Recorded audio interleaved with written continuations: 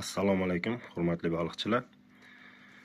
Men bu karpoviy ishlatadigan ukalarimizga mana bunaqa karpoviy kadenziya yoki shunga o'xshagan katta hajmdagi katushkalarda ko'pincha remontga olib kelasizlar.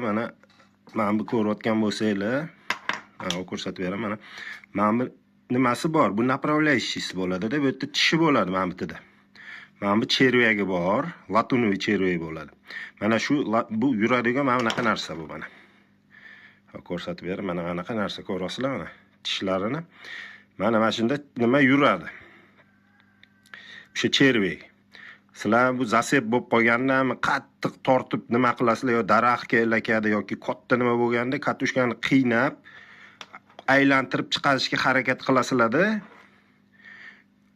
Mana bu chervagi joyida qotib qoladi. Mana bu ariqchasida bitta joyiga bunaqasiga turib qoladi. Shu joyda aylanib mana bu latunni yedirib tashlaydi. Undan keyin sizlarni katushkanglar shuning uchun yurmay anaqa leskani bitta joyida o'raydigan bo'lib qoladi.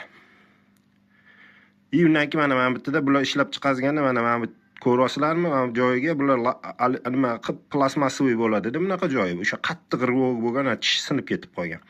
Endi bu katushka bitta joyda aylanib turaveradi. Buni iloji yo'q. Nimaga deganda mana bunaqa xuddi shunaqa plastmassani topish muammo.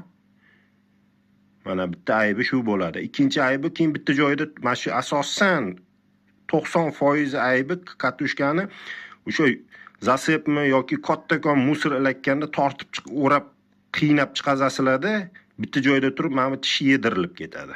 Shuning uchun agar katushkalar bitta joyda qotib qolganda qiynamasdan sirazi tortib chiqib qo'lingizda iloji bo'lsa tortib chiqazib olinglar yoki pletyonkani kesib tashlanglar.